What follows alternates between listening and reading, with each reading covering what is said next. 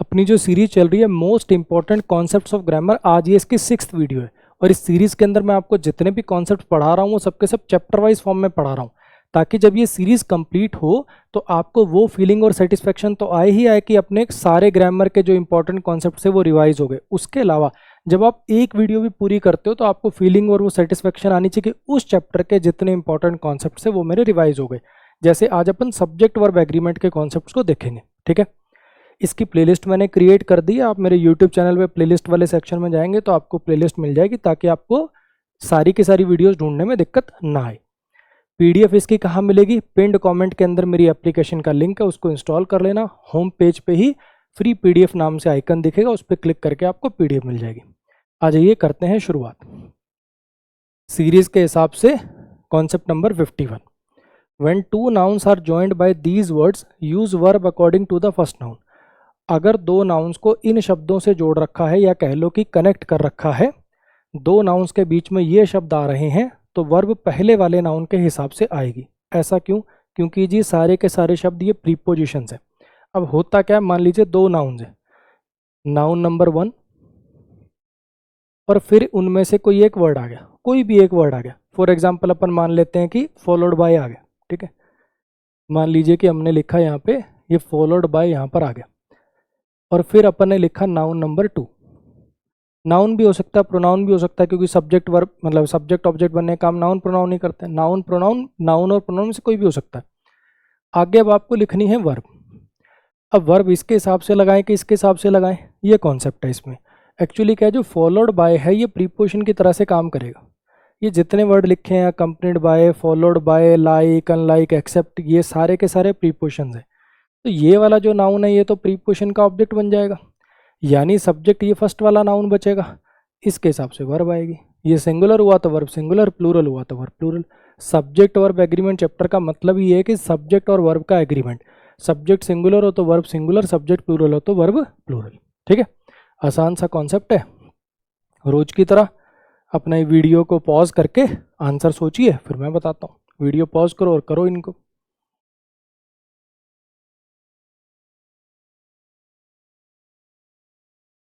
चलो जी आ जाओ। Prime minister accompanied by his bodyguards, ठीक है। प्राइम मिनिस्टर से पहले दा लगा दूंगा मैं, ठीक है। पोस्ट के नाम से पहले वैसे दा लगा लेते हैं अपन। The prime minister accompanied by his bodyguards come to the Red Fort every year to hoist the flag on Republic Day. Prime minister अपने बॉडीगार्ड्स के साथ आते हैं रेड फोर्ट पे हर साल झंडा फहराने के लिए, ठीक है जी। अब हो क्या रहा है, एक्चुअली ये जो अकम्पनीड बाय है ये काम करेगा एक प्रीपोजिशनल फ्रेज की तरह से। अकम्पनीड बाय है, इसको मैं एक बार बाद में रब कर दूंगा, ताकि वो द आर्टिकल लगाने से ना ये इधर खिसकेगा थोड़ा सा। एक बार लिख देता हूँ, बाद में रब कर दूंगा मैं। ये अकम्पनीड बाय बनेगा आपका प्रीपोजिशनल फ्रेज, ये बॉडीगार्ड्स बनेगा इस प्रीपोजिशन का ऑब्जेक्ट, ठीक। यानी प्राइम मिनिस्टर जो है ये सब्जेक्ट बन जाएगा, ठीक है। भले ही अब कितनी बड़ी पोस्ट हो, लेकिन सिंगुलर प्लूरल अगर देखेंगे तो प्राइम मिनिस्टर क्या बोला जाएगा? सिंगुलर। सब्जेक्ट सिंगुलर है तो वर्ब कैसी आएगी? सिंगुलर। अब यहाँ पे वर्ब सिंगुलर चाहिए तो कम की जगह पे आपको क्या लिखना पड़ेगा? कम्स लिखना पड़ेगा, क्योंकि वर्ब की पहली फॉर्म में एस एस लगाने से वो सिंगुलर हो जाती है। गो प्लूरल है, गोज सिंगुलर है। कम प्लूरल है, कम्स सिंगुलर है। सिंगुलर वर्ब चाहिए थी इसलिए मैंने कम्स कर लिया, ठीक है। All the languages besides Hindi, Hindi के अलावा और लैंग्वेजेस भी। बिसाइड्स का मतलब होता है इन एडिशन टू समथिंग, ठीक है। हिंदी तो बोल ही लेता है, हिंदी के अलावा और लैंग्वेजेस भी बोली जाती हैं उस न्यू स्टूडेंट के द्वारा जो कि कोरिया से ट्रांसफ़र होकर आए। बहुत सारी यूनिवर्सिटीज़ होती है ना जहाँ अलग अलग जगह के लोगों को पढ़ाया जाता है, बाहर से भी, फॉरेन से बहुत लोग आते हैं। तो ये जो कोरिया से ट्रांसफ़र होकर आया हुआ जो स्टूडेंट है ये हिंदी के अलावा और लैंग्वेजेस भी बोलता है। All the languages besides Hindi, Hindi के अलावा बाकी लैंग्वेजेस भी बोल सकता है। तो अब यहाँ पे दिखने में तो ऐसे लग रहा होगा कि हिंदी बोलता ही बोलता है ना, लेकिन ग्रामर से अगर देखें अपन तो ये बिसाइड्स प्रीपोजिशन है, और हिंदी क्या बनेगा? प्रीपोजिशन का ऑब्जेक्ट बनेगा। यानी सब्जेक्ट कौन बनेगा? सब्जेक्ट बनेगा ये लैंग्वेजेस, जो कि प्लूरल है। यानी फिर वर्ब कैसी लगानी पड़ेगी? आपको प्लूरल लगानी पड़ेगी, तो यानी आपको यहाँ पर आर करना पड़ेगा। क्लियर होगी इतनी बात? सब्जेक्ट सिंगुलर तो वर्ब सिंगुलर, सब्जेक्ट प्लूरल तो वर्ब प्लूरल, इतना सा कॉन्सेप्ट है, ठीक है। अभी एक बार के लिए मैं ऊपर वाले को रब कर रहा हूँ, क्योंकि फिर बाद में रब नहीं हो पाता। और इसमें मैं वो चेंज कर दूंगा, ठीक है। द आर्टिकल आएगा प्राइम मिनिस्टर से पहले। नेक्स्ट पे आ जाइए, कॉन्सेप्ट नंबर 52। ईच ऑफ के बाद नाउन प्लूरल आता है, वर्ब सिंगुलर आती है। अगर आपको याद हो तो, वैसे मैं आपको सही बताऊं तो सब्जेक्ट वर्ब एग्रीमेंट के जितने कॉन्सेप्ट होते हैं ये बाकी सारे चैप्टर्स के अंदर ऑलरेडी पढ़ाए जाते हैं, अगर थोड़ा ढंग से पढ़ाया जाए, है ना। अगर रूल रट्टे की बजाय कॉन्सेप्चुअल नॉलेज से पढ़ाया जाए तो सब्जेक्ट वर्ब एग्रीमेंट को अलग से पढ़ने की ज़रूरत नहीं होती, ये पहले ही कवर हो जाते हैं। जैसे अगर आपको याद हो तो शायद मैंने इंपॉर्टेंट रूल्स के अंदर भी लिया था, इंपॉर्टेंट कॉन्सेप्ट में भी लिया था, ये वाला मैंने प्रोनाउन में पढ़ाया था आपको। यू एंड मी, है ना, बिटवीन यू एंड मी करके था, आई था कटवा के मी कराया था कि ये प्रीपोजिशन आगे ऑब्जेक्ट आएगा, और वर्ब पे भी इससे फर्क आता है। ऐसे ही अगर आपको याद हो तो ये वाला भी मैंने प्रोनाउन में कराया था। ये डिस्ट्रीब्यूटिव प्रोनाउन होता है ईच, है ना। ईच, ईदर, नीदर जो होते हैं, ये वाली बात दोनों में यहाँ पे ईच के लिए लिखी है, मतलब रूल में यहाँ पे ईच लिखा है, लेकिन मैं दोनों लिख देता हूँ। ईच आए, ईदर आए, चाहे नीदर आए, ठीक है। ये वाली बात तीनों के लिए एप्लीकेबल है। मैं इसको बाद में एडिट कर दूंगा, अभी के लिए छोड़ देता हूँ। लिखा भले ही ईच है, लेकिन ये बात तीनों के लिए एप्लीकेबल है, ईच, ईदर, नीदर के लिए। ईच, ईदर, नीदर के बाद ऑफ आए तो नाउन प्लूरल आएगा, वर्ब सिंगुलर आएगी। अब ऐसा क्यों, अगर आपको याद है तो मैंने इसका लॉजिक बताया था कि जो ऑफ प्रीपोजिशन है सिलेक्शन का काम करेगी। ये स्ट्रक्चर क्यों यूज़ करते हैं, जैसे अपने को कहना हो लड़कों में से हर एक ने अपना असाइनमेंट सबमिट कर दिया, है ना। Each of the students, students में से हर एक ने काम कर लिया। टीचर्स में से हर एक टाइम पे आया। तो ये वाला जो स्ट्रक्चर होता है ये स्ट्रेस डालने के लिए किया जाता है कि इनमें से हर एक ने, इनमें से प्रत्येक ने। तो ऑफ प्रीपोजिशन सिलेक्शन को दिखाती है, और ऑब्वियसली सिलेक्शन तो प्लूरल में से होगा, सब में से हर एक ने, तो इसलिए यहाँ पे वर्ब मतलब नाउन प्लूरल आता है। लेकिन सब्जेक्ट तो ये है ना, ये तो प्रीपोजिशन का ऑब्जेक्ट है। एक एक करके बात करने के लिए, सिंगुलर करके बात करने के लिए तो आपने ईच वर्ड का यूज़ किया है। तो अगर डिस्ट्रीब्यूटिव नेचर का सब्जेक्ट बनाओगे तो वर्ब कैसी आएगी, सिंगुलर आएगी। और ये मैंने आपको पढ़ाया था एडजेक्टिव में, अगर आपको याद हो तो। अब इस बार क्या हुआ, ऑफ नहीं लगाया मैंने, डायरेक्ट लिख दिया each boy, each girl, each teacher, साथ में लिख दिया, नाउन के साथ लिख दिया, तो इस बार ये एडजेक्टिव हो गया, है ना। लेकिन नेचर वही है इसका, एक एक करके बात करने वाला। ईच बॉय हर एक लड़का, ईच टीचर हर एक टीचर, ईच गर्ल हर एक लड़की, तो ये हर एक प्रत्येक एक एक करके बात करता है, इसीलिए नाउन भी सिंगुलर लिखा। और जब सब्जेक्ट ही सिंगुलर तो वर्ब भी सिंगुलर आएगी, ठीक है। और इसी के कॉम्बिनेशन से बेसिकली ये बना रखा है। ईच एवरी आए, साथ में नाउन आए, तो ऑब्वियस बात है वो सिंगुलर में आएगा, क्योंकि इसके जस्ट बाद नाउन लिखोगे तो ये एडजेक्टिव है, वो सिंगुलर कर देंगे उसको। एंड लगा के एक और नाउन लिख रखा और उससे पहले भी ईच या एवरी है। Each boy and each girl ऐसे लिखा हो, every boy and every girl चाहे ऐसे लिखा हो, दोनों ही केस में भले ही एंड से, वैसे तो जनरली अगर मान लो मैं ऐसे लिख दूं, Kunal and Rajesh is walking या इज प्लेइंग लिखेंगे कि आर लिखेंगे, ऑब्वियसली आर लिखेंगे। एंड से जब दो नाउन ज्वाइन हुए तो प्लूरल हो गए ना, Kunal and Rajesh are playing लिखना पड़ता है। लेकिन यहाँ एंड होने के बावजूद अपन वर्ब सिंगुलर यूज करें, क्यों, क्योंकि डिस्ट्रीब्यूटिव नेचर के वर्ड लगे हुए हैं, एक एक करके बात करने वाले वर्ड लगे हुए हैं।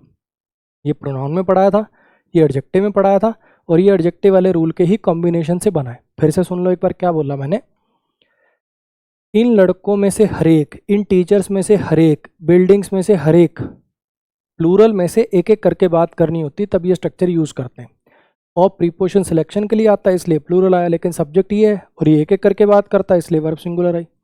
ऐसे ही यहाँ पे ईच, ईदर, नीदर चाहे लिखा हो, अगर नाउन के जस्ट साथ में लिख दिया हर एक लड़का, हर एक लड़की, तो फिर भी ये एक एक करके बात करा, भले ही एडजेक्टिव हो गया। इस बार यहाँ प्रोनाउन था, यहाँ एडजेक्टिव था, लेकिन फीचर तो वही है, काम तो वही है, एक एक करके बात कर रहा है, इस वजह से सब्जेक्ट सिंगुलर हुआ, यानी नाउन सिंगुलर हुआ, वर्ब सिंगुलर हो गई। भले ही यहाँ पे दो नाउन एंड से जुड़े हुए हैं, लेकिन दिक्कत क्या है कि इनके साथ डिस्ट्रीब्यूटिव नेचर का वर्ड लिखा हुआ है, इसलिए वर्ब सिंगुलर आ रही है। आओ करके दिखाओ जरा।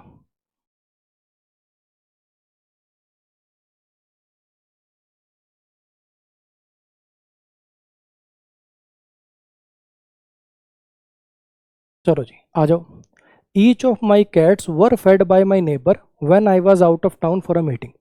मेरी जो बिल्लियाँ हैं, पालतू बिल्लियाँ होंगी, है ना, मेरी बिल्लियों में से हर एक को खाना खिलाया गया मेरे नेबर के द्वारा जब मैं मीटिंग के लिए बाहर गया था। अब आप देख पा रहे हो कि ऑफ तो प्रीपोजिशन है, कैट्स तो इस प्रीपोजिशन का ऑब्जेक्ट है। सब्जेक्ट कौन है, ये ईच, जो कि डिस्ट्रीब्यूटिव नेचर का वर्ड है, एक एक करके बात करता है, सिंगुलर करके बात करता है। ईच यहाँ पे प्रोनाउन है, डिस्ट्रीब्यूटिव प्रोनाउन, और अगर एक एक करके बात करोगे, सिंगुलर करके बात करोगे, तो वर्ब भी कैसी आएगी, सिंगुलर आएगी। तो यहाँ पे वॉज फेड आपको लिखना पड़ेगा। Each chapter of the newly launched book, ये जो नई लॉन्च हुई बुक है इसका हर एक चैप्टर इंटरेस्टिंग है, लेकिन लास्ट वाला तो स्पेक्टेकुलर है। ठीक, अब यहाँ पे ईच चैप्टर, हर एक चैप्टर, इसमें अगर आप देख पा रहे हो तो ईच है ये जो ईच यहाँ पर लिखा हुआ है ये है डिस्ट्रीब्यूटिव एडजेक्टिव। सब्जेक्ट कौन है, सब्जेक्ट है ये चैप्टर, हर एक चैप्टर, प्रत्येक चैप्टर, एक एक चैप्टर। डिस्ट्रीब्यूटिव नेचर का वर्ड है इसलिए सब्जेक्ट इसने कैसा कर दिया, नाउन कैसा कर दिया, सिंगुलर कर दिया। अब ये ऑ प्रीपोजिशन है, बुक तो इस प्रीपोजिशन का ऑब्जेक्ट है। ये जो आगे वर्ब लिखी है इंटरेस्टिंग, क्या है इंटरेस्टिंग, हर एक चैप्टर इंटरेस्टिंग है, यानी ये जो सब्जेक्ट है इसकी वर्ब यहाँ लिखी हुई है, तो ये वर्ब कैसी आएगी, ऑब्वियसली सिंगुलर आएगी। क्लियर हुई इतनी बात। Every girl and every boy, हर एक लड़की और हर एक लड़के को पैकेट दिया गया मिठाइयों का इंडिपेंडेंस डे पे। ठीक है, अब यहाँ पे भले ही दो नाउन एंड से जुड़े हुए हैं, लेकिन इनके साथ अगर डिस्ट्रीब्यूटिव नेचर का वर्ड लग गया, ईच या एवरी लग गया, तो फिर वर्ब कैसी लिखनी पड़ेगी आपको, सिंगुलर लिखनी पड़ेगी। क्लियर हो गया जी। नेक्स्ट पर आ जाइए।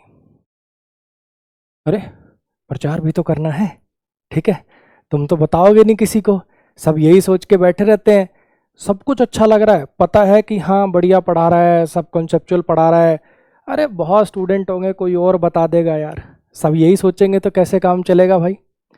अगर आप कॉम्पिटिटिव एग्ज़ाम की तैयारी करते हैं और इंग्लिश के लिए कोई ऐसा कोर्स ढूंढ रहे हैं जो वन स्टॉप सॉल्यूशन हो, यानी जिस कोर्स को लेने के बाद ना थ्योरी के लिए ना प्रैक्टिस के लिए कोई और बुक ना उठानी पड़े, ये नहीं कि टीचर से कोर्स भी कर रहे हैं फिर साइड बाय साइड एक बुक भी पढ़नी पड़ रही है थ्योरी की, प्रैक्टिस के लिए अच्छा एक और बुक पढ़नी पड़ रही है, ऐसा ना हो। ठीक है, तो ये है जी one stop solution foundation batch complete English.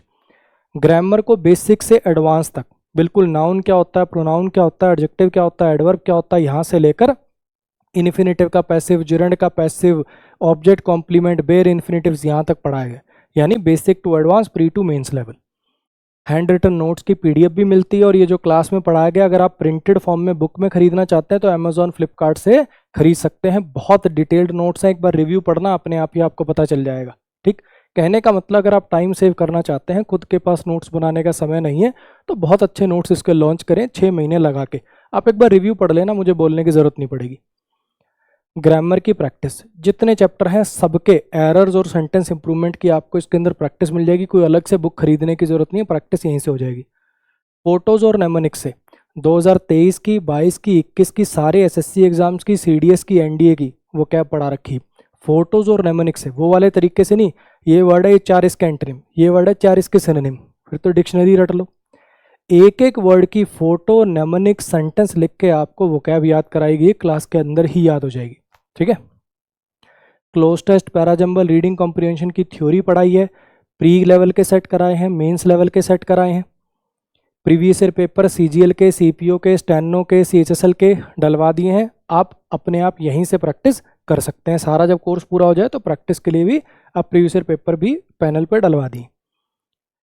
Live interaction, बीच बीच के अंदर कुछ ऐसे इंटरेक्शन रख लेता हूँ मैं, लाइव सेशन रख लेता हूँ ताकि थोड़ा सा आपको फोर्स कर दूँ कि भैया अरे कहाँ हो, पढ़ क्यों नहीं रहे, सिलेबस क्यों नहीं पूरा कर रहे, कैसे ढीले पड़ गए हो, ये सारी बातें।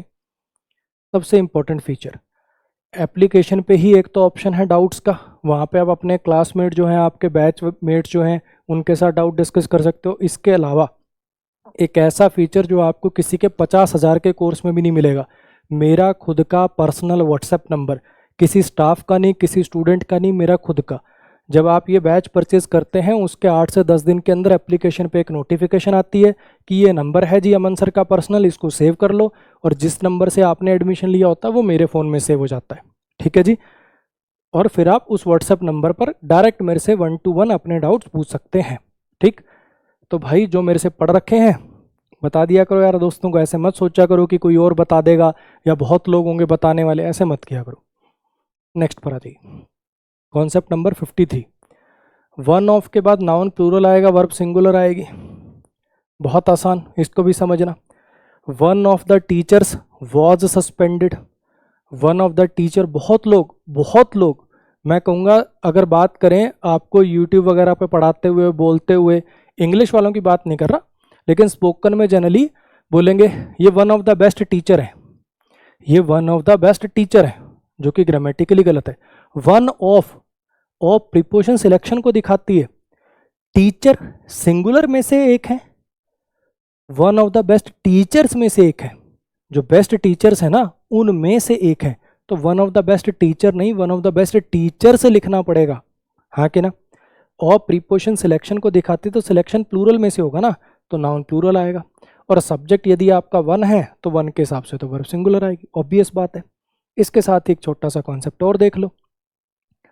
जैसे अपन लिखें द रिच के बाद कोई नाउन ना लिखूं, the rich boy, the rich girl, the rich man, ऐसा ना लिखूं, बस द रिच लिख दूं और आगे वर्ब लिख दूं।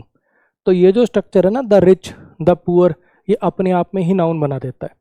द प्लस में क्वालिटेटिव एडजेक्टिव अगर मैं लिख दूं, the rich, the poor, the brave, the blind, the dumb, the deaf, तो उससे क्या होता है, अपने आप में एक नाउन क्रिएट हो जाता है और ये सबको रिप्रेजेंट करने लग जाता है। द पुअर का मतलब गरीब लोग, द रिच माने अमीर लोग, द ब्रेव माने बहादुर लोग, द वीक माने कमज़ोर लोग, द ब्लाइंड माने अंधे लोग।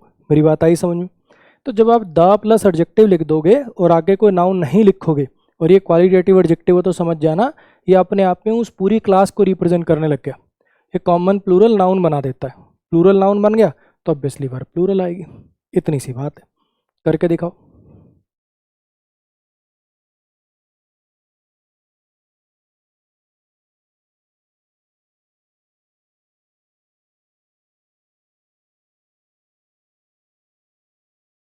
हाँ जी, आ जाओ। I got all my furniture at a discounted price because one of my friends own a furniture shop. मेरे को अपना सारा फर्नीचर एक डिस्काउंटेड प्राइस पे मिल गया क्योंकि मेरे दोस्तों में से एक जो है उसकी फर्नीचर की दुकान है। ठीक है, अब यहाँ पे लिखा ये बिकॉज से अगला क्लॉज शुरू हो गया। वन ऑफ माई फ्रेंड्स और प्रीपोजिशन है, नाउन प्लूरल आएगा, आया हुआ ठीक है जी, लेकिन सब्जेक्ट तो वन है, वन के अकॉर्डिंग वर्ब सिंगुलर आएगी। ओन लिख रखा है यहाँ तो वर्ब प्लूरल लगा रखी है, तो क्या लिखना पड़ेगा आपको, ओन्स लिखना पड़ेगा। क्लियर है जी इतनी बात? The rich always looks down on the poor. Rich जो है, अमीर लोग जो हैं, वो गरीबों को हमेशा नीची निगाह से देखते हैं, अपने से निम्न स्तर का समझते हैं और उनको अच्छे से काइंडनेस से ट्रीट नहीं करते। अब द रिच माने अमीर लोग, ये तो प्लूरल को रिप्रेजेंट कर रहा है, सब अमीरों की बात कर रहा है, तो यहाँ पे वर्ब कैसी आएगी, ऑब्वियसली प्लूरल आएगी।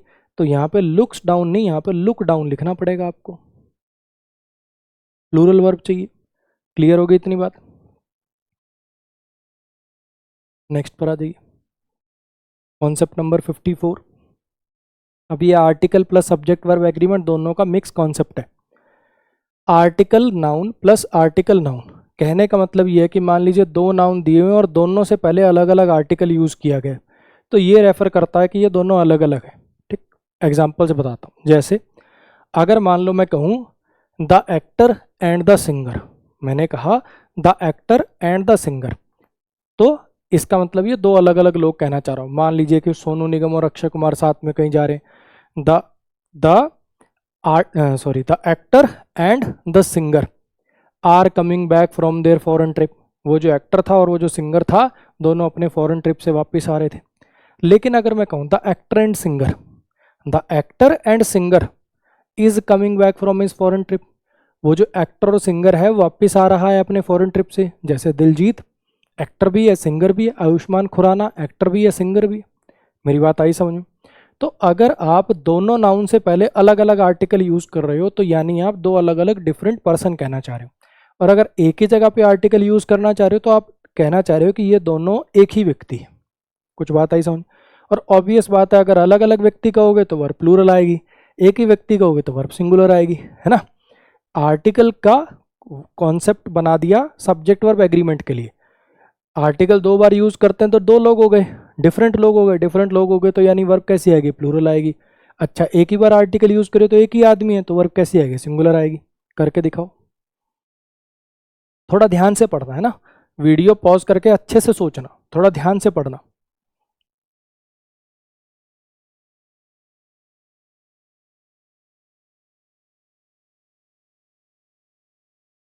अच्छे सवाल हैं, थोड़ा ध्यान से पढ़ना, सोचना अच्छे से।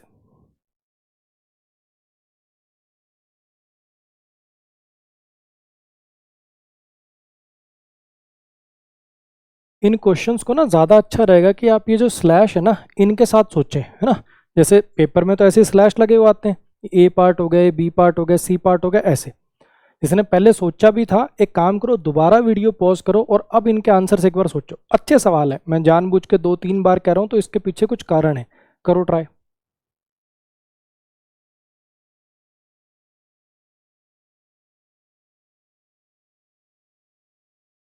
चलो जी, आ जाओ। अब ध्यान से थोड़ा समझने की कोशिश करना। यहाँ पे होस्ट और होस्टेस, हालांकि हालांकि ये बात ऑब्वियस है कि होस्ट लगेगा मेल के लिए और होस्टेस लगेगा फीमेल के लिए, है ना। अगर अकेला होस्ट दिया होता फिर भी चलो कोई कन्फ्यूज़न होता कि भैया हो सकता है कि फीमेल के लिए भी होस्ट ही लिख दिया, कर देते हैं कई बार अपन वो पार्टी की होस्ट ऐसे करके। लेकिन अब दोनों दिए तो ऑब्वियस बात है कि एक कोई मेल है और एक फीमेल है। एक ही बार आर्टिकल लिखा हुआ है, ये तो अपने आप में गलत होगा, ऑब्वियस बात है। दो अलग अलग पर्सन होंगे तो 2 बार आर्टिकल आएगा। चलो यहाँ से अगर अपने को नहीं भी समझ में आई बात, तो दूसरी बात आगे देखना, वर वेरी नाइस। अब हो सकता है सर वर्ब में ही गलती हो सकता है वो सिंगुलर और वर्ब में ही गलती हो, लेकिन आगे देखो कितने हिंट दे रखे हैं। ये दे लिख रखा है, ये देयर फेसेस लिख रखा है, तो इतनी सारे हिंट आपको प्लूरल की तरफ इशारा कर रहे हैं। यानी आपकी वर्ब प्लूरल है, ये वाला पार्ट में प्लूरल का हिंट है, ये वाले पार्ट में प्लूरल का हिंट है, यानी सारे का सारा इशारा कर रहा है कि ये 2 अलग अलग लोग हैं। तो इसमें अब ज़्यादा सोचने की अपने को ज़रूरत नहीं पड़ेगी, अपन ए पार्ट में एरर मार्क करेंगे कि यहाँ पे अपना द आर्टिकल आना था। क्लियर होगी इतनी बात? अच्छा जी, अब अगर इस क्वेश्चन पे आए तो the principal and the secretary, principal की स्पेलिंग गलत है, इसको ठीक कर दूंगा, PAL वाला है। प्रिंसिपल और सेक्रेटरी, ऑब्वियस बात है कि भैया 2 अलग अलग लोग, ये इशारा कर रहा है कि 2 अलग अलग लोग हैं, ठीक है। यहाँ पे वर्ब लगी हुई है सिंगुलर, ये इशारा कर रहा है कि हो सकता है सर प्रिंसिपल ही सेक्रेटरी हो, ऐसा भी तो हो सकता है ना कि प्रिंसिपल ही सेक्रेटरी हो। तो यहाँ पे द आर्टिकल को उड़ा दें क्या? थोड़ा आगे पढ़ते हैं, कुछ और हिंट देखें। बहुत सारे अरेंजमेंट्स किए गए टीचर्स के द्वारा उनके विजिट के लिए। जो देयर है ये चीख चीख के बता रहा है कि प्लूरल है संख्या आने वालों की, तो यानी एक आदमी नहीं हो सकता, ये दोनों अलग अलग हैं। अलग अलग हैं तो फिर इसका मतलब 2 बार द आर्टिकल ही आएगा, दिक्कत उसमें नहीं है, दिक्कत इस वर्ब में। तो कहने का मतलब देखो 2 चीज़ों में गड़बड़ हो सकती है, या तो सब्जेक्ट में या वर्ब में, हाँ क्या ना। या तो यहाँ से द कटेगा या फिर यहाँ पे वर्ब प्लूरल आएगी। अब कौन सा डिसाइड करें उसके लिए हिंट दिया हुआ है ना, ये देयर लिखने से पता चलेगा कि प्लूरल है, यानी इसमें गलती नहीं है, गलती इसमें। तो यहाँ पे इज की जगह पे आपको क्या लिखना पड़ेगा? आर कमिंग आपको करना पड़ेगा, ठीक है जी। अच्छा जी, vice president and the chairman of Rajya Sabha. अब हालांकि आपने पॉलिटी पढ़ी है तो आपको पता होगा कि जो वाइस प्रेसिडेंट होते हैं वो अपने आप ही ऑब्वियस है कि राज्यसभा के चेयरमैन भी वही होते हैं, है ना। राज्यसभा का chairman is equal to vice president of the country, अपने देश में ऐसा होता है। तो ऑब्वियस बात है कि दोनों एक ही हैं, तो यहाँ पे द आर्टिकल ड्रॉप होगा। लेकिन चलो मान लिया आपको पॉलिटी नहीं आती, आपने नहीं पढ़ रखा, तो आगे देखते हैं, सोचते हैं, देखते हैं ना। Rajya Sabha is elected by N electoral college consisting of members of both houses of parliament, ठीक है। इसमें तो खैर आगे कोई हिंट है नहीं, तो आपको पॉलिटी के बेस पे ही, बेसिक सेंस के बेस पे ही, बेसिक नॉलेज के बेस पे ही चलना पड़ेगा कि भैया यहाँ पे ऐसा मत कर देना कि 2 जगह दा लगा हुआ तो 2 लोग हैं तो काट के आर कर दें, ठीक। इतना एक बार आपसे कॉम्पिटिटिव एग्जाम की अगर आप तैयारी कर रहे हो, SSC की, CDS की, बैंक की, तो इतना आपसे आशा करी जाती है कि आपको ये बात पता होगी। तो यहाँ पे और कोई इलाज नहीं है, इसको ड्रॉप करना पड़ेगा। लेकिन एक छोटा सा पॉइंट मैं यहाँ पे और ऐड कर देता हूँ। मान लीजिए यहाँ पे ऐसा ना लिखा होता, मान लीजिए फॉर एग्जांपल ये ऐसा ही सेंटेंस होता, the principal and the secretary, the principal, ये इसको ऐसे समझ लो। जो मैं तीसरा पॉइंट देखो फिर से एक बार रिवाइज करा देता हूँ। यहाँ पे होस्ट होस्टेस से पता चल रहा है कि दोनों अलग अलग हैं, दे से पता चल रहा है, देर से पता चल रहा, पता चल गया 2 अलग अलग हैं। तो इसका मतलब वर्ब में कोई गलती नहीं है, गलती यहाँ पे है, द लगाना पड़ेगा ताकि ये दोनों अलग अलग हो जाए। यहाँ पे ये वाला पार्ट कह रहा है कि दोनों अलग अलग हैं, वर्ब सिंगुलर लगा रखी है, कह रही है एक ही पर्सन है, लेकिन ये देर ने क्लियर कर दिया कि 2 अलग अलग। 2 पार्ट में एरर तो कर नहीं सकते, है ना, कि यहाँ भी गलती कर दें, यहाँ भी गलती कर दें, या यहाँ कर दें, यहाँ कर दें। तो ऑब्वियस हो गया कि 2 अलग अलग हैं, तो इसको सही मान के मैंने वर्ब में चेंज किया। यहाँ पे जनरल नॉलेज के बेस पे हमें पता है कि ये दोनों एक ही होते हैं, चेयरमैन जो राज्यसभा का होता है, वाइस प्रेसिडेंट ही होता है, 2 अलग अलग व्यक्ति नहीं होते, तो मैंने द को ड्रॉप कर लिया, ठीक। लेकिन अब एक तीसरा पॉइंट ध्यान से सुनना मेरी बात। मान लो ये देयर यहाँ पर ना होता, मान लो ये देयर यहाँ पर ना होता, ये सेंटेंस यहीं खत्म हो जाता, are coming, are coming, the principal and the secretary of our school are coming. मान लीजिए ऐसे लिखा हुआ है, ठीक है, इज लिखा हुआ है, for example the principal and the secretary of our school is coming, ठीक, वो सेंटेंस मान लो यहीं खत्म हो गया। तो अब एक बच्चा तो सोच सकता है कि प्रिंसिपल और सेक्रेटरी सर एक ही बनाने चाहिए, द को हटा देता हूँ। एक बच्चा सोच सकता है कि इज काट के आर करना चाहिए। मान लो ये देयर वाला हिंट जो है ये यहाँ पर ना हो, तो फिर आप किस में चेंज करोगे, ये द हटाओगे कि ये करोगे। तो इसके लिए ध्यान रखना, इंग्लिश एक ऐसी लैंग्वेज है लेफ्ट टू राइट पढ़ी जाती है, लेफ्ट टू राइट समझी जाती है, तो लेफ्ट को बेस मानकर राइट में करेक्शन करेंगे। और दूसरी बात, सब्जेक्ट के अनुसार वर्ब को चेंज करना प्रेफर करना, बजाय कि वर्ब के अनुसार सब्जेक्ट को। क्लियर हुआ? यहाँ तो यहाँ ऐसा मत कह देना कि सर यहाँ भी तो देखो वर्ब सिंगुलर थी, इसके अकॉर्डिंग आपने इसको चेंज कर दिया, ये जनरल नॉलेज की बेस बात है। यहाँ पे ऐसे मत सोचना सर यहाँ वर्ब को देख के सब्जेक्ट को चेंज किया तो है आपने, बाद वाले के अकॉर्डिंग पहले चेंज कर दिया, आप अपनी बात वॉयलेट करो, नहीं भैया, ये बेसिकली जनरल नॉलेज बेस्ड सवाल था, ठीक है। अगर ऐसा कभी सिनेरियो आ जाए कि भैया सब्जेक्ट के बाद वर्ब लिखी हुई है, दोनों में से कहीं भी चेंज करके सही हो जाएगा, इधर दा लगा के भी सही हो जाएगा और इधर वर्ब में चेंज करके भी सही हो जाएगा, तो वर्ब को चेंज करेंगे। अब मुझे लगता है शायद मेरी बात क्लियर हो गई होगी। नेक्स्ट पर आ जाइए। Use singular verb when gerunds and infinitives are used as subject. अगर आपके वाक्य में सब्जेक्ट बनने का काम कोई जिरंड या फिर इन्फिनेटिव कर रहा है तो वर्ब को सिंगुलर लगाएं, ठीक है। जिरंड आपको पता ही है, V1 + ing यदि नाउन की तरह से काम कर दे। Swimming is a very good exercise. अब ये जो स्विमिंग है ये जिरंड है, स्विमिंग्स नहीं हो सकता यहाँ पे। Running is a very good exercise, runnings नहीं हो सकता यहाँ पे। मेरी बात आ रही है समझ में? अगर जिरंड सब्जेक्ट है या इन्फिनेटिव सब्जेक्ट है तो ये अपने आप में हमेशा सिंगुलर होते हैं और इनके साथ वर्ब भी सिंगुलर यूज करी जाएगी। क्लियर है? करके दिखाओ।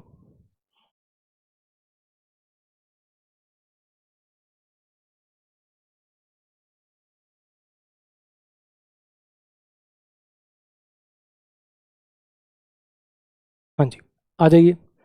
Writing poems have been my hobby since I was in school. कविताएं लिखना मेरी हॉबी रही है जब से मैं स्कूल में था, ठीक।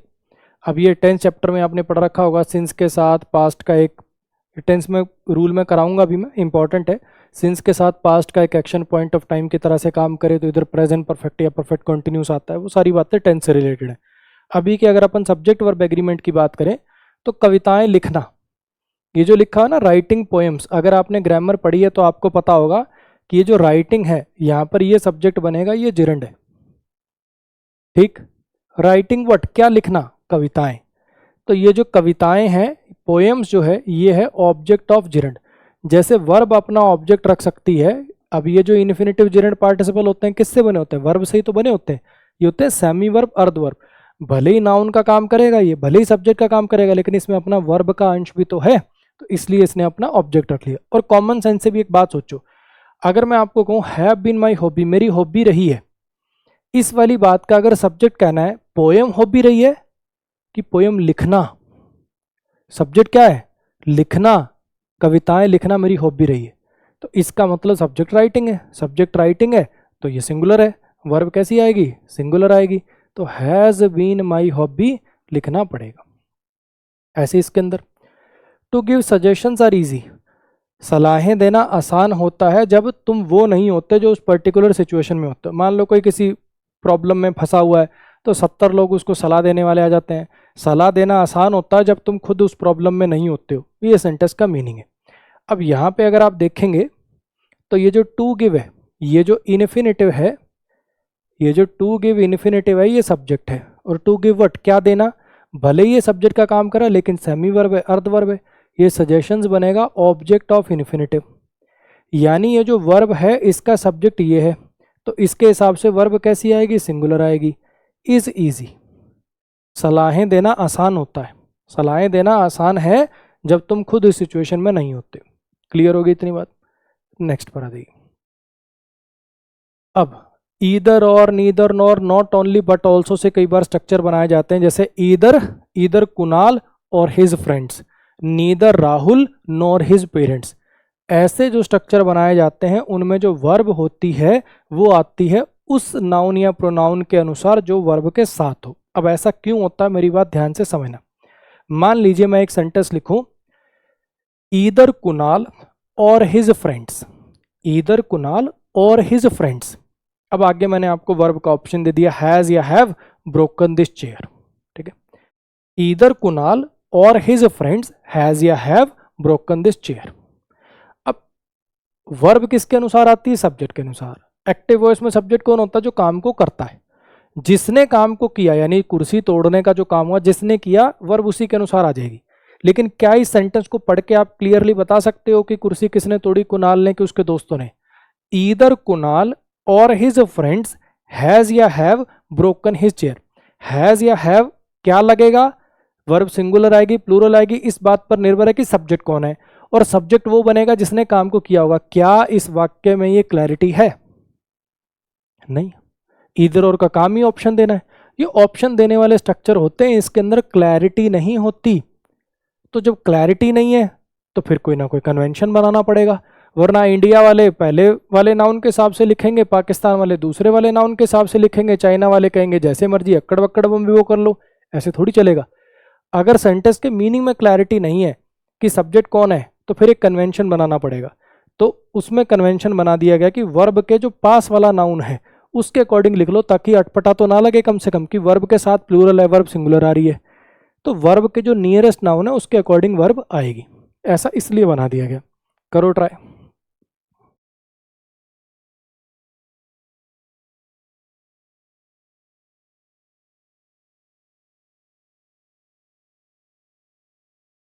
हाँ जी, आ जाइए। नीदर श्रुति नॉर हर फ्रेंड्स, ना ही श्रुति ना ही उसके दोस्त जो हैं वो अटेंड करेंगे कॉन्वोकेशन को, जो सैटरडे होगी यूनिवर्सिटी में।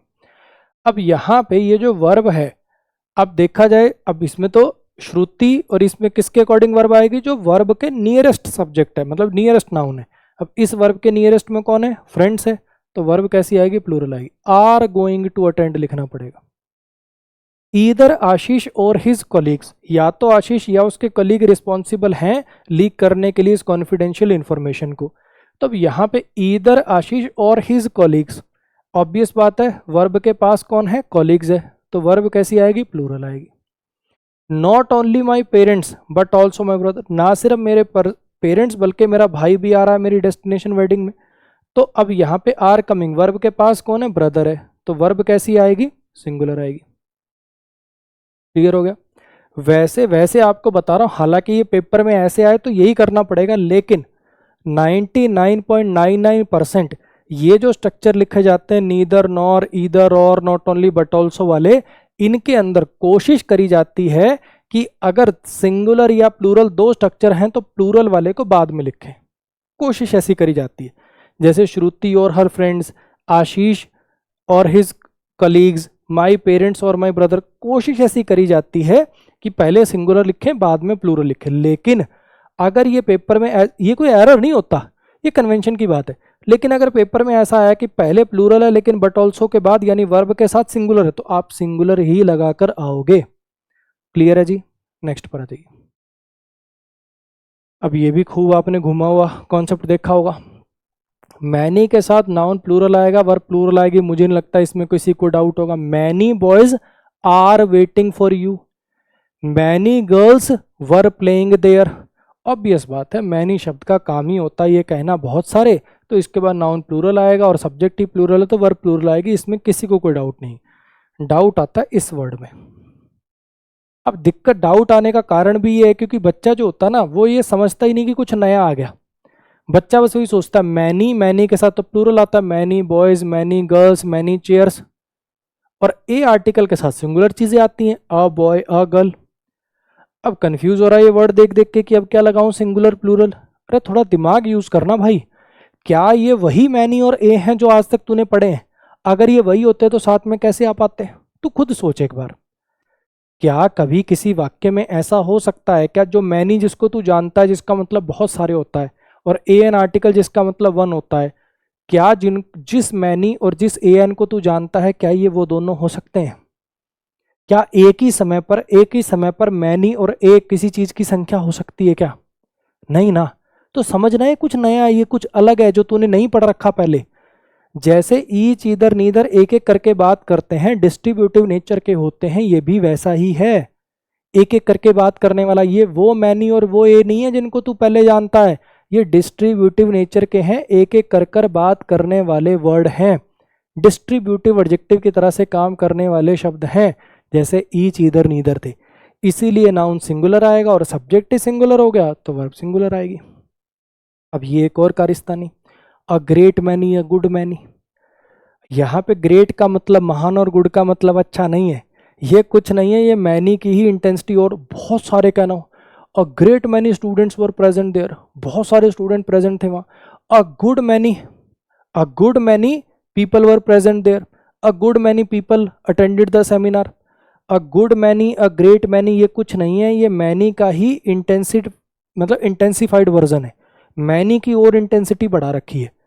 फिर वही बात, खुद सोच एक बार, ठंडे दिमाग से सोच, क्या ए और मैनी साथ में आ सकते हैं? सोच एक बार।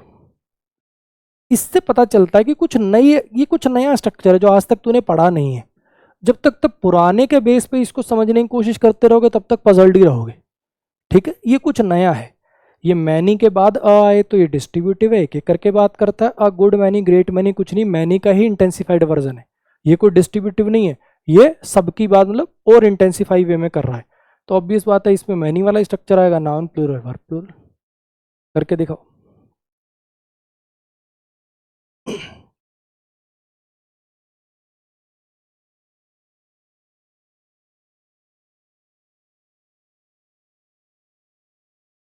हाँ जी, आ जाओ।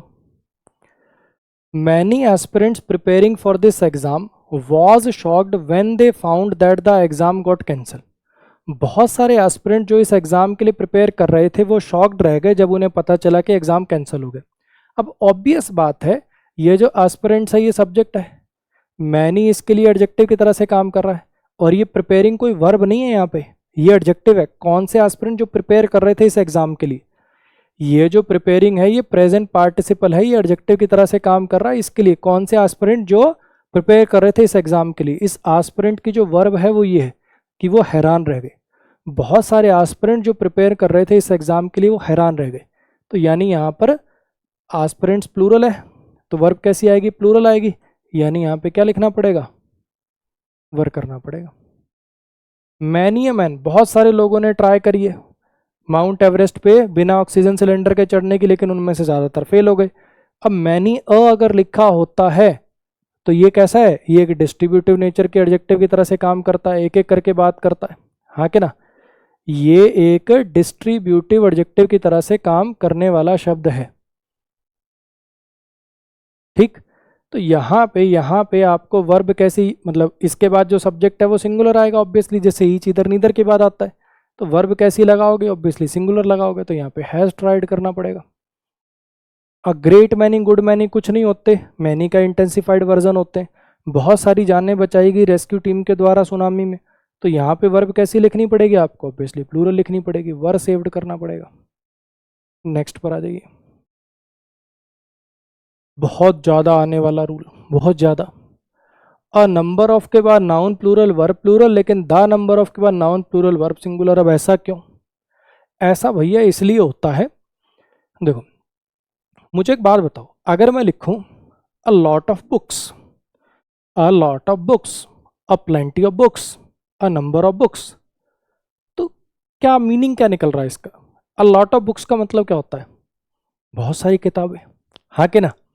एक्चुअली है क्या, अगर मैं इसको इसके पीछे का ग्रामेटिकल रीजन बताऊं ऐसा क्यों हो रहा है, तो भैया ये जो अ नंबर ऑफ स्ट्रक्चर होता है ना, अ number of, a lot of, a plenty of, ये क्वांटिटेटिव एडजेक्टिव की तरह से काम करने वाला स्ट्रक्चर होता है।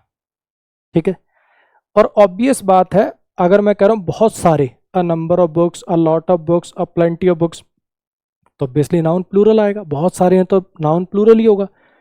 और अगर आपका जो सब्जेक्ट है वो प्लूरल है तो वर्ब भी कैसी आएगी? प्लूरल आएगी।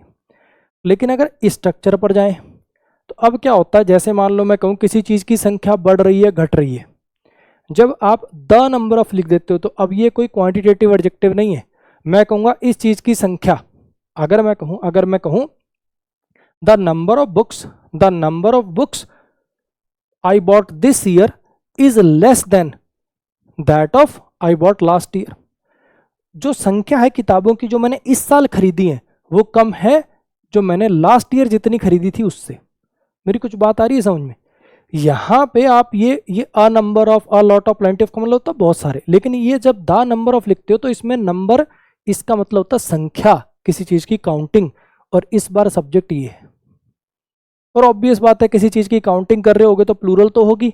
ये ऑफ प्रीपोजिशन है जो कि पोजेशन को दिखा रहा है, इस बार सिलेक्शन को नहीं, पोजेशन को, इस चीज की संख्या, तो ये तो इसका ऑब्जेक्ट हो गया। लेकिन वर्ब किसके हिसाब से आएगी? अब इसके हिसाब से आएगी।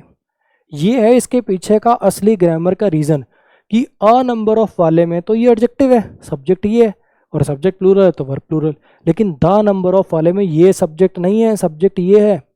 और ज्यादा अच्छा समझ में आएगा आपको सेंटेंस से, करके दिखाओ।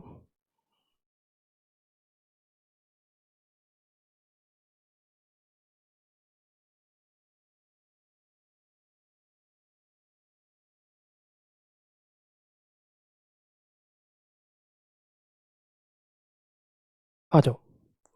अ number of players of our team is still injured. ये कहना चाह रहा है कि बहुत सारे प्लेयर हमारी टीम के, बहुत सारे प्लेयर्स हमारी टीम के अभी भी इंजर्ड हैं पिछली गेम के बाद से, इसलिए हम आज का मैच नहीं खेल पाएंगे। अब आपको पता है ये जो अ नंबर ऑफ होता है ये तो क्वांटिटेटिव एडजेक्टिव की तरह से काम करता है, हाँ के ना? ये प्लेयर्स क्या बनेगा इस बार? सब्जेक्ट बनेगा। हमारी टीम के बहुत सारे प्लेयर्स अभी भी इंजर्ड हैं, सब्जेक्ट कौन है? प्लेयर्स है। तो वर्ब कैसी लगाओगे इस बार? आर लगाओगे, आर स्टिल इंजर्ड। ठीक है, अब इस सेंटेंस को पढ़ो जरा। The number of employees who are getting laid off by tech companies are increasing day by day, या are increasing every day. Increasing, क्या चीज इंक्रीज हो रही है? ऐसे एम्प्लॉयज की संख्या जो टेक कंपनीज के द्वारा फायर किए जा रहे हैं, हटाए जा रहे हैं, नौकरी से निकाले जा रहे हैं, ऐसे एम्प्लॉयज की संख्या जो टेक कंपनीज के द्वारा निकाले जा रहे हैं नौकरियों से, उनकी जो संख्या है वो बढ़ती जा रही है हर साल। इस बार द नंबर ऑफ वाले केस में भैया सब्जेक्ट बनता है ये नंबर, इसलिए ऑब्वियस बात है कि वर्ब आएगी सिंगुलर। ये था जी इसके पीछे का ग्रामेटिकल कारण। नेक्स्ट पर आ जाइए, आज के सेकंड लास्ट कॉन्सेप्ट पर। कलेक्टिव नाउन के साथ वर्ब सिंगुलर आती है। जैसे अगर मैं कहूँ Indian team has played well लिखूं कि हैव प्लेड वेल लिखूं, एक कलेक्टिव नाउन जब एक सिंगल यूनिट की तरह से काम करते हैं तो इनके साथ वर्ब सिंगुलर प्रेफर करी जाती। ठीक है, Indian team has played well, clear?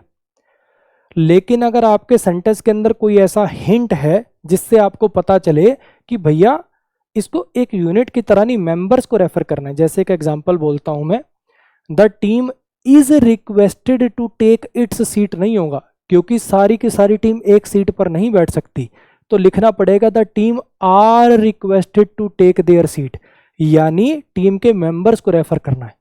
तो अगर आपके सेंटेंस में ऐसा कोई हिंट हो कि मेंबर्स को रेफर करना है तो वर्ब प्लूरल आती है, अगर पूरी एक यूनिट की तरह से काम करे तो वर्ब सिंगुलर आती है।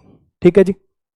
अच्छा, इसी के साथ एक चीज और जान लो, नन ऑफ के साथ आगे जो नाउन आता है ये प्लूरल आता है, none of the boys, none of the girls, ये तो आपको पता ही है, और प्रीपोजिशन सिलेक्शन को दिखा रही है। और नन के लिए वर्ब जो है वो सिंगुलर प्रेफर करी जाती है। ठीक, अब यहां पे एक बार मैं फिर से थोड़ा सा दोबारा आपको बता दूं, पहले काम करते पहले सेंटेंस कर लेते हैं, ठीक है, फिर कुछ एक्स्ट्रा बात है वो बताता हूं। पहले एक बार आप ये सेंटेंसेस ट्राई करो जिससे आपको पता तो चले कहना क्या चाह रहा हूं।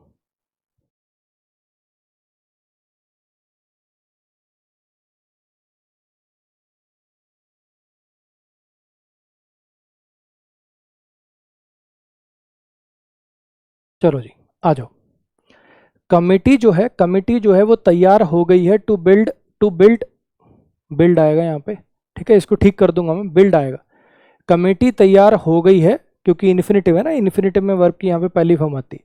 कमेटी तैयार हो गई है एक पार्क बनाने के लिए, सबके सब लोगों के लिए जो सोसाइटी में रहते हैं।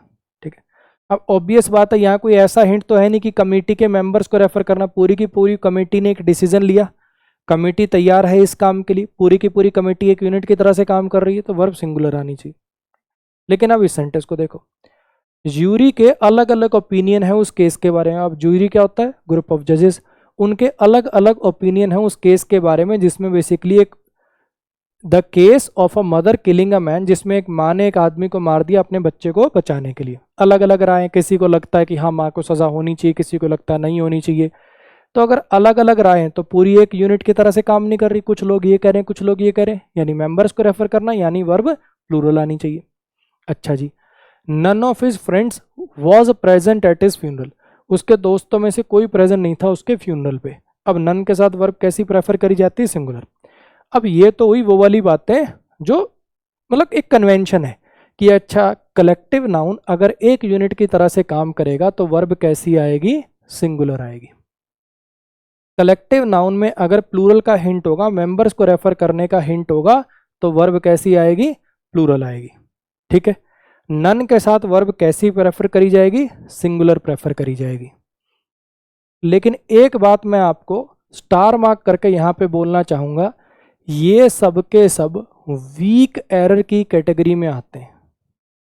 अब ये वीक एरर का मतलब क्या है, ये जो बात मैंने आपको पढ़ाई एकदम सही है, लेकिन ध्यान रखना अगर सेंटेंस में इस कॉन्सेप्ट के अलावा आपको कोई और एरर दिख जाए, जैसे मैं आपको एक एग्जांपल की बात करूं, a mother killing a man to saved लिखा हुआ है मान लो यहां पे, ठीक है, टू सेव्ड हर चाइल्ड, ये एरर है मान लो। या जैसे इसके अंदर गलती से ही मुझसे हो गया, टाइपिंग में हो गया, टू बिल्ट लिखा हो मान लो, ठीक, मान लो ये सेंटेंस ऐसा ही है, तो आप इस एरर को ना मार्क करके इस एरर को मार्क करोगे।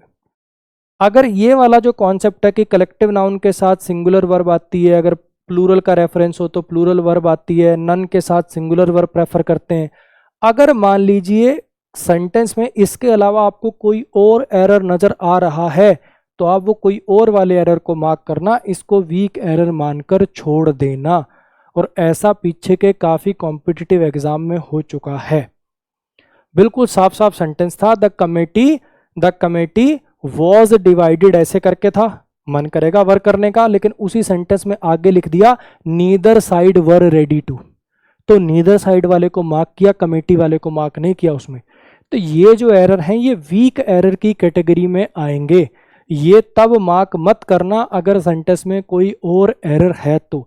अभी के लिए तो इसको टाइपिंग एरर मान रहा हूं मैं, लेकिन अगर कोई और एरर है, मान लो यही जो सेंटेंस है इसके अंदर none of his friends was present, कुछ और लिखा हुआ है ऑन हिज फ्यूनरल, ऐसा कुछ लिखा हो मान लो, ठीक है, या फ्यूनरल्स कर दिया, एक आदमी का तो एक ही फ्यूनरल होगा, तो इस एरर को मार्क करेंगे और इसको छोड़ देंगे अपन। अब शायद मेरी बात आपको समझ आ गई होगी। आज के लास्ट कॉन्सेप्ट पर आ जाइए।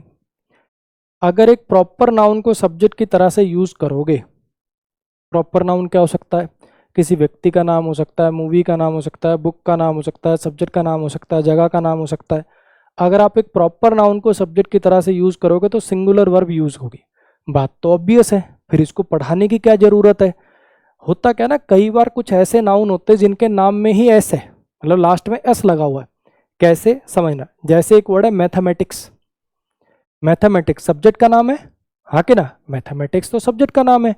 अब लेकिन एस को देख के हो सकता है कोई बच्चा परेशान हो, नाउन चैप्टर में आपको याद है ऐसे वर्ड कराए थे, मैथमेटिक्स, फिजिक्स, इकोनॉमिक्स, पॉलिटिक्स, ऐसे ही फिर गेम्स के नाम थे बिलियर्ड्स, डार्ट्स, जिम्नास्टिक्स, कुछ याद आया। ऐसे बीमारियों के नाम थे मीजल्स, शिंगल्स, डायबिटीज, कुछ याद आ रही हैं बातें। तो ये ऐसे नाउन्स हैं, भले ही ये सिंगुलर है, प्रॉपर नाउन है, लेकिन इनके लास्ट में एस है, तो देख के बच्चा कंफ्यूज हो जाता है, हाँ कि ना। इसी कॉन्सेप्ट पर सवाल है। सब्जेक्ट वर्ब एग्रीमेंट 90% बाकी चैप्टर्स के अंदर पढ़ाया जा चुका होता है, ठीक, इसलिए काफी आसान चैप्टर होता है, बशर्ते कॉन्सेप्चुअली पढ़ा हुआ आपने। रट्टे मार के पढ़ा तो फिर सब्जेक्ट वर्ब एग्रीमेंट के रूल ही रूल है। करके दिखाओ चलो।